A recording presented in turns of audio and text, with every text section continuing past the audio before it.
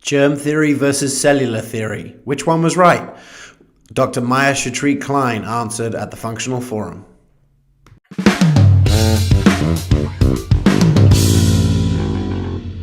Okay, so where did we get this idea of avoid, avoid, avoid? So our good friend Louis Pasteur, back in the day, basically said, okay, well, diseases are caused by these microscopic, invisible to us microorganisms, and they invade us, and they basically grow out of control and reproduce and kill us.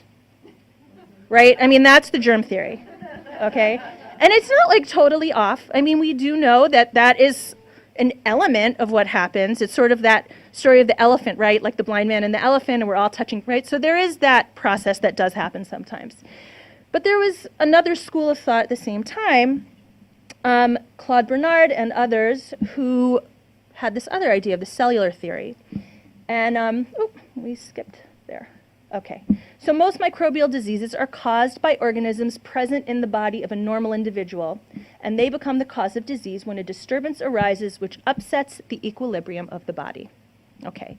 So I think of the germ theory as kind of a sitting duck theory, right? Like we're just sitting there, and basically anything could come your way and attack you and kill you, and there's nothing you could do about it.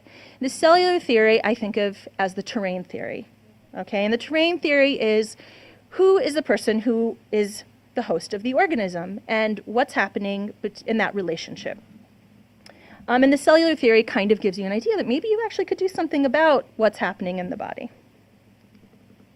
Well, I'm like not getting this so right. Okay. So our bodies actually crave complexity, and our immune systems are actually like not like these warriors that we thought, but kind of more meet and greet. Meet and greet, likes to meet lots of different organisms all the time, and learning and kind of developing that way. So I actually think this magic bullet model, like antibiotics, right, or vaccines, or any of these things are really outdated because really biodiversity is what we're learning is the new magic bullet, if there were one.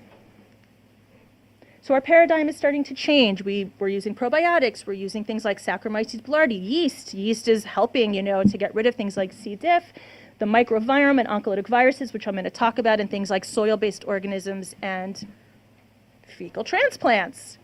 Can you imagine 15, 20 years ago talking about infusing feces into people? I mean, but here it is, and it has good data.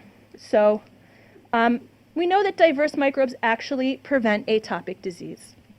And, so there's a study that we all know about the hygiene hypothesis, right? And there's this study that basically said kids on farms are less likely to have atopy, asthma, and so on. So we thought, okay, well, that's probably because in urban areas there's just not so much microbes, right? So then that's probably what it is. But someone actually said, well, let's actually examine that. So they did, and it turned out, no, there were the same number of microbes, more or less. The difference was the diversity. So on a farm, there were many, many, many, many, many more organisms, whereas urban, many fewer, a very narrow array. And that actually is what they felt made the difference.